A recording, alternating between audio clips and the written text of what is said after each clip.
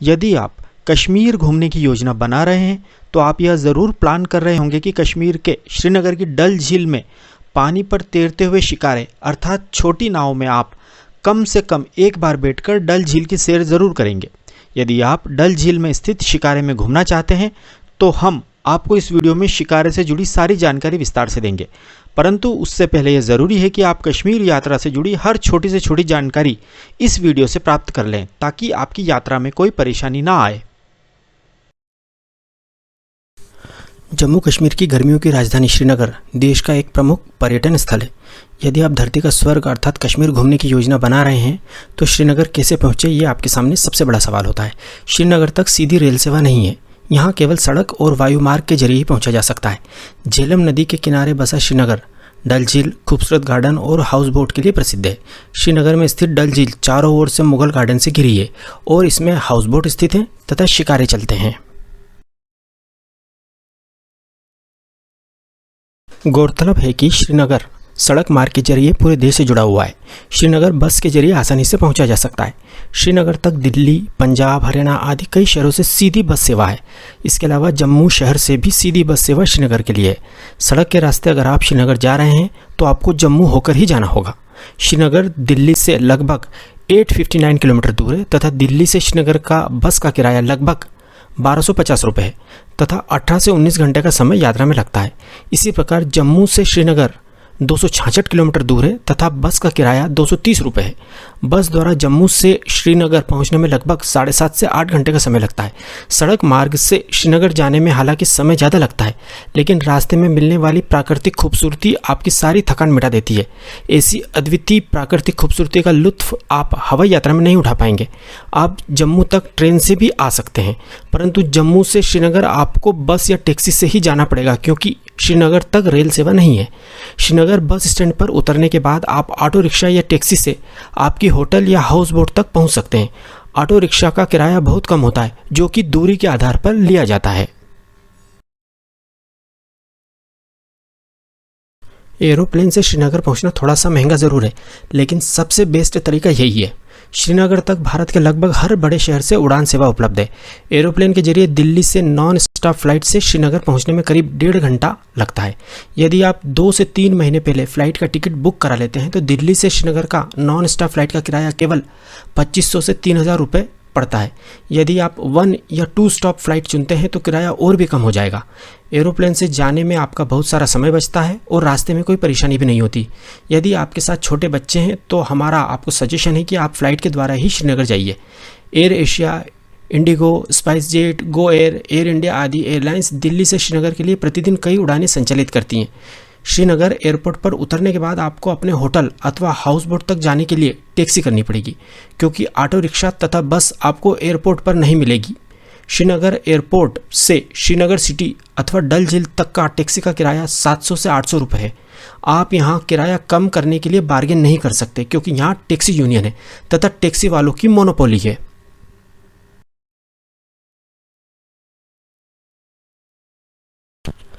शायद ही कोई ऐसा पर्यटक होगा जो श्रीनगर की डल झील के हाउस बोट में कुछ समय न बिताना चाहे। आप हाउस बोट को एक दिन के लिए ऑनलाइन बुक कर सकते हैं अथवा श्रीनगर पहुंचने के बाद आप डल झील पर जाकर सीधे हाउस बोट बुक कर सकते हैं। हाउस बोट का एक दिन का किराया 700 रुपये से लेकर 2000 रुपये तक होता है। कुछ लग्जरी हाउस बोट का एक दिन का किराया 5000 रुपये तक भी होता है। आप अपने बजट के अनुसार हाउस बोट चुन सकते हैं। यदि आप ऑनलाइन हाउस बोट बुक करते हैं तो आपको किराया बहुत कम पड़ेगा क्योंकि ऑनलाइन साइट्स बहुत भारी डिस्काउंट देती हैं। आप श्रीनगर में पहले दिन होटल की बजाय हाउस बोट ही बुक करें। हाउस बोट पर आपको ब्रेकफास्ट, लंच तथा डिनर की भी सुविधा मिलेगी, परंतु आप हाउस बोट पर केवल ब्रेकफास्ट का ही पैकेज लें क्योंकि हाउस बोट का खाना ज़्यादा अच्छा तथा हाइजीनिक नहीं होता है। डल झील के किनारे कई अच्छे वेज तथा नॉन वेज रेस्टोरेंट हैं। आप हाउस बोट की बजाय वहां लंच या डिनर करें। हाउस बोट पर चेक इन करने के बाद आप हाउस बोट पर चाय अथवा कॉफ़ी के साथ डल झील को निहार सकते हैं तथा हाउस बोट पर घूम सकते हैं। शाम को आप डल लेक में शिकारा राइड का आनंद ले सकते हैं। शिकारा छोटी नाव के समान होते हैं।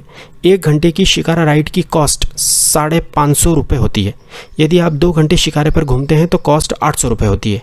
यह कॉस्ट पूरे शिकारे की होती है। एक शिकारे पर अधिकतम 4 लोग बैठ सकते हैं तथा यदि आप 4 से ज़्यादा सदस्य हैं तो आपको 2 शिकारे किराए पर लेने होंगे। शिकारा आपको हाउस बोट से पिक करेंगे तथा वापस आपके हाउस बोट पर ही ड्रॉप करेंगे। इसमें कोई दो मत नहीं है कि शिकारा पर डल झील की सैर आपको पूरे जीवन भर याद रहेगी। आप हाउस बोट के अलावा शिकारा राइड डल झील के किनारे से भी ले सकते हैं। सैकड़ों शिकारे टूरिस्ट के इंतज़ार में डल झील के किनारे पर खड़े रहते हैं। शिकारा राइड के बाद आप राधा की रसोई अथवा विशाल वैष्णो भोजनालय पर डिनर कर सकते हैं। यह दोनों रेस्टोरेंट वेजिटेरियन है, खाना बहुत स्वादिष्ट है तथा रेट भी रीजनेबल है। यह रेस्टोरेंट डल झील में हाउस बोट की श्रृंखला के पास स्थित है। रात में आप हाउस बोट से श्रीनगर की खूबसूरती निहारें, उसके बाद आप हाउस बोट में रेस्ट करें। इस प्रकार आपका खूबसूरत कश्मीर में पहला दिन समाप्त होता है। दूसरे दिन आप सुबह हाउस बोट पर ब्रेकफास्ट करें तथा अपना सामान पैक करें तथा पहलगांव के लिए प्रस्थान करें। हाउस बोट से आप नाव के द्वारा किनारे पर आएँ तथा किनारे पर सैकड़ों टैक्सी खड़ी रहती हैं। उनमें से एक को आप पहलगांव जाने के लिए बुक करें। श्रीनगर से पहलगांव की दूरी लगभग 152 किलोमीटर है तथा टैक्सी का किराया 2500 रुपये है। टैक्सी वाला आपको रास्ते में कई खूबसूरत साइट्स जैसे कि अवंतीपुर रुइंस दिखाता हुआ ले जाएगा।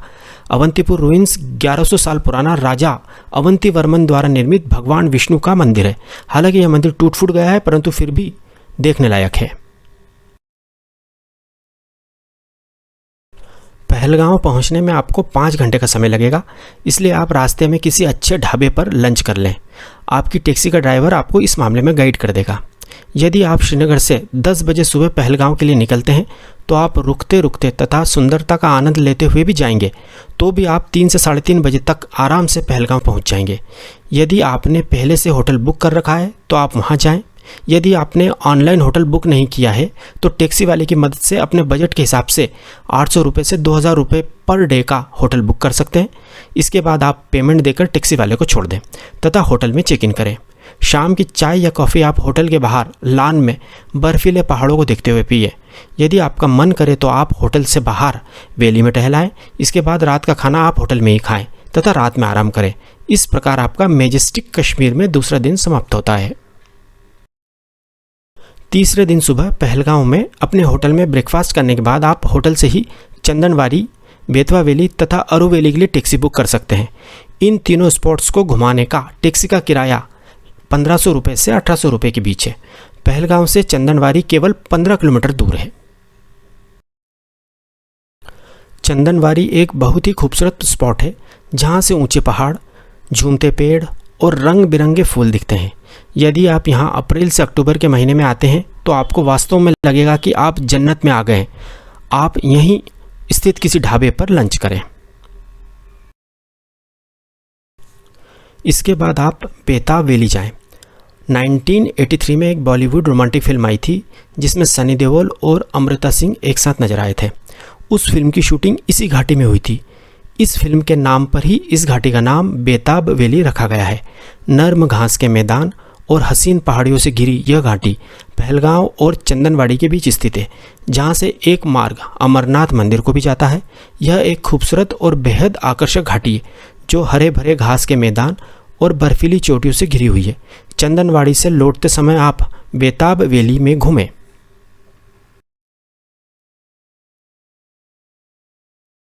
बेताब वैली के बाद आप आरू वैली जाइएगा। आरू वैली एक महत्वपूर्ण पर्यटक स्थल है। इस वैली के बीचों बीच एक नदी है जिसके किनारे आरू गांव बसा हुआ है। यहाँ आप हॉर्स राइडिंग, ट्रेकिंग आदि कर सकते हैं। इस वैली में आकर आपको स्विट्ज़रलैंड जैसा अनुभव होगा तथा आपका मन इस वैली से वापस जाने का ही नहीं होगा। आपका मन करेगा कि आप इसी गांव में बस जाएं। आरू वैली में आपको चाय नाश्ते की दुकानें भी मिल जाएंगी। आरू वैली के बाद आप पहलगांव घूमते हुए अपनी होटल में आ जाएं तथा रात का डिनर अपनी होटल में ही करें। चौथे दिन आप होटल में ब्रेकफास्ट करके गुलमर्ग के लिए निकलें। पहलगांव से गुलमर्ग की दूरी 140 किलोमीटर है तथा पहलगांव से गुलमर्ग पहुंचने में 4 से 4.5 घंटे का समय लगता है।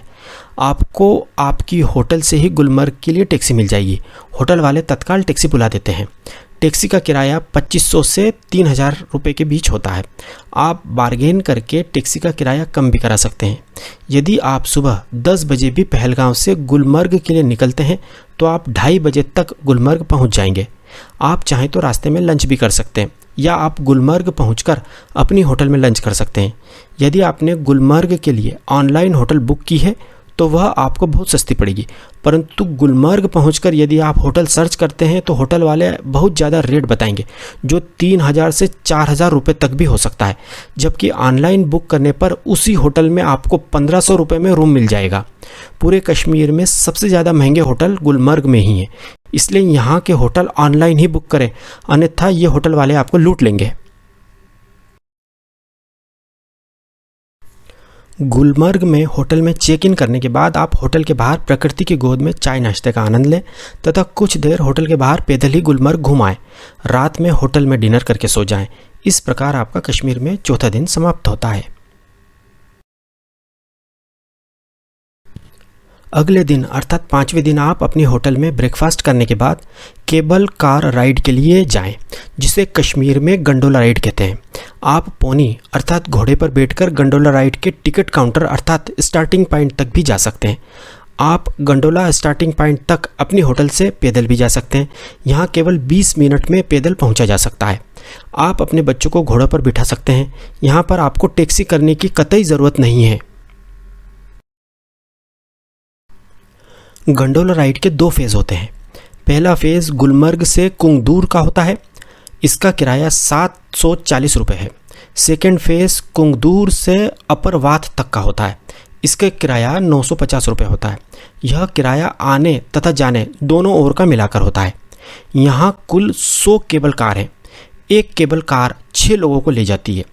केबल कार पहले फेज़ में अर्थात कुंगदूर तक 2600 मीटर की ऊंचाई तक ले जाती है। इसमें 9 मिनट का समय लगता है। यदि आप सेकेंड फेज़ अर्थात अपर वात तक जाना चाहते हैं तो केबल कार आपको 3747 मीटर तक ऊपर ले जाती है। यहाँ पहुँचने में लगभग 12 मिनट लगते हैं। गंडोला राइड से फेज़ 1 या फेज़ 2 पर उतरकर स्नो एक्टिविटीज़ को एंजॉय किया जा सकता है। अब पर्यटकों के मन में यह सवाल उठता है कि फ़ेज़ 1 पर जाएं या फ़ेज़ 2 पर। यदि आप अप्रैल, मई तथा जून में गुलमर्ग आते हैं तो ही आपको फ़ेज़ 2 तक जाना चाहिए, क्योंकि इन 3 महीनों में फ़ेज़ 2 पर ही बर्फ़ मिलती है तथा वहीं पर स्नो एक्टिविटीज़ जैसे स्कीइंग, स्नो बाइकिंग आदि होती हैं। इन 3 महीनों में फ़ेज़ 1 पर बर्फ़ नहीं मिलती है। अन्य सभी महीनों में फ़ेज़ 1 तक ही जाना चाहिए, क्योंकि सारी स्नो एक्टिविटीज़ फ़ेज़ 1 पर ही होती हैं, फ़ेज़ 2 पर नहीं। कुंगदूर अथवा अपरवाथ में स्नो एक्टिविटीज़ करने के बाद आप गंडोला से वापस गुलमर्ग आ जाएं। रात का खाना आप अपने होटल में ही खाएं तथा आराम करें, क्योंकि आप स्नो एक्टिविटीज़ के बाद बहुत ज़्यादा थक जाएंगे। एक महत्वपूर्ण बात, गुलमर्ग अपनी स्नो एक्टिविटीज़ के लिए देश भर में फेमस है। यदि आप अप्रैल, मई तथा जून में कश्मीर घूमने का प्लान बना रहे हैं तो आपको स्नो केवल गुलमर्ग में ही मिलेगा, तथा वह भी कुंगदूर अथवा अपरवाथ में। अन्य जगह पर बर्फ़ पहाड़ों पर रहती है जहां जाना संभव नहीं है। केवल गुलमर्ग में ही आप गर्मियों में बर्फ़ को हाथ से छू सकते हैं। छठे दिन आप गुलमर्ग से श्रीनगर के लिए प्रस्थान करें। गुलमर्ग में आप होटल में ब्रेकफास्ट करने के बाद होटल से ही टैक्सी बुक करें। गुलमर्ग से श्रीनगर की दूरी केवल 50 किलोमीटर है तथा टैक्सी का किराया 1500 से 1800 रुपये के बीच है तथा गुलमर्ग से श्रीनगर पहुंचने में 1.5 से 2 घंटे का समय लगता है। श्रीनगर पहुंचकर आप होटल बुक करें। श्रीनगर में होटल का किराया कम होता है, जो 1000 से 1500 रुपये के बीच होता है। यदि आपने ऑनलाइन होटल बुक कर रखी है तो आपका होटल बुकिंग का समय बचेगा। श्रीनगर में होटल 2 दिन के लिए बुक करें। होटल में चेक इन करने के बाद आप टैक्सी बुक कर सकते हैं या ऑटो रिक्शा से श्रीनगर लोकल साइट सीन कर सकते हैं। यदि ट्यूलिप गार्डन खुला हो तो उसे अवश्य देखने जाइएगा। यह गार्डन अप्रैल में केवल 20 से 25 दिन के लिए ही खुला रहता है, क्योंकि ट्यूलिप फ्लावर साल में केवल 20-25 दिन ही खिलते हैं। इसके बाद आप श्रीनगर में चश्मे-शाही, निशांत बाग तथा शालीमार बाग घूम सकते हैं। इन तीनों बागों को ही सम्मिलित रूप से मुगल गार्डन्स कहा जाता है और ये तीनों बाग डल झील के किनारे ही स्थित हैं। इसके बाद आप श्रीनगर में डल लेक के किनारे स्थित किसी अच्छे रेस्टोरेंट में लंच कर सकते हैं।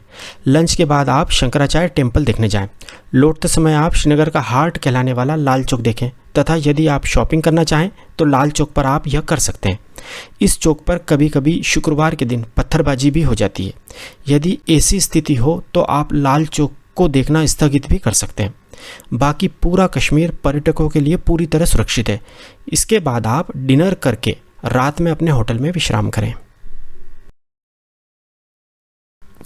अगले दिन अर्थात 7वें दिन आप जल्दी ब्रेकफास्ट कर लें तथा टैक्सी बुक करके सोनमर्ग के लिए निकलें।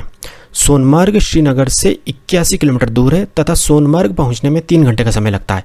श्रीनगर से सोनमर्ग जाने तथा वापस आने का टैक्सी का अधिकतम किराया 2500 रुपये होता है।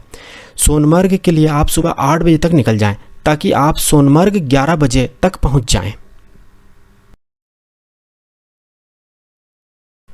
सोनमर्ग को मिडोज ऑफ गोल्ड अर्थात सोने की घास वाली जगह कहते हैं। सोनमर्ग में आप पोनी राइड का आनंद उठाएं। सोनमर्ग में ही आप लंच करें। सोनमर्ग में घूमने के लिए 5 से 6 घंटे का समय काफ़ी होता है। आप सोनमर्ग से वापस श्रीनगर के लिए शाम को 4 बजे निकल जाएं ताकि आप अंधेरा होने से पहले श्रीनगर वापस आ जाएं। सोनमर्ग से श्रीनगर का रास्ता रात में बहुत ज़्यादा सेफ नहीं है। यदि आप ज़्यादा घूमना चाहते हैं तो सुबह श्रीनगर के होटल से और जल्दी सोनमर्ग के लिए निकलें। सोनमर्ग से वापस आने के बाद रात का खाना आप श्रीनगर में अपनी होटल में खाएं अथवा आप डल लेक के किनारे स्थित रेस्टोरेंट में भोजन करें। रात में अपनी होटल में विश्राम करें। अगले दिन अर्थात 8वें दिन सुबह का ब्रेकफास्ट करके आप होटल से चेकआउट करें तथा टैक्सी के द्वारा एयरपोर्ट अथवा रिक्शा के द्वारा श्रीनगर बस स्टैंड पर आ जाएं। होटल से एयरपोर्ट वापस जाने का टैक्सी का किराया 700 रुपये होता है। यदि आप फ्लाइट से दिल्ली या कहीं और जा रहे हैं तो एयरपोर्ट पर अपने गंतव्य स्थान के लिए बोर्डिंग करें। यदि आप बस से जा रहे हैं तो श्रीनगर से जम्मू के लिए बस का टिकट ले लें तथा वापस अपने घर की जर्नी एंजॉय करें।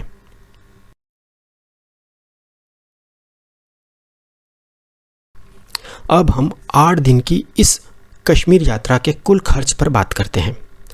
4 लोगों का दिल्ली से श्रीनगर तथा रिटर्न श्रीनगर से दिल्ली का फ्लाइट का किराया 20,000 रुपये। 4 लोगों का 8 दिन का टैक्सी का कुल किराया 14,000 रुपये। 4 लोगों का 8 दिन का होटल तथा हाउस बोट का किराया 14,000 रुपये। 4 लोगों का 8 दिन का भोजन का खर्च 14,000 रुपये। 4 लोगों का 8 दिन का साइट सीइंग तथा एक्टिविटी का खर्च 10,000 रुपये। 4 लोगों का कश्मीर में 8 दिन का अधिकतम कुल खर्च 72,000 रुपये। इसे हम 4 से भाग देते हैं तो प्रति व्यक्ति अधिकतम कुल खर्च 18,000 रुपये आता है।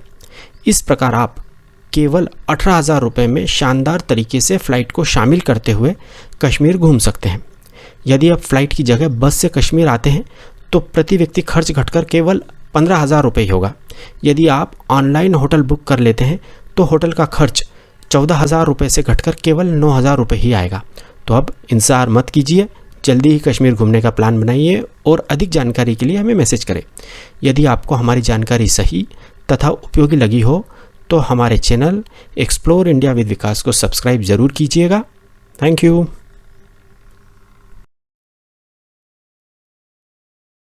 यदि आपको हमारा ये वीडियो पसंद आए तो प्लीज़ हमारे चैनल एक्सप्लोर इंडिया विद विकास को सब्सक्राइब जरूर कीजिएगा तथा बेल आइकन भी दबाइएगा।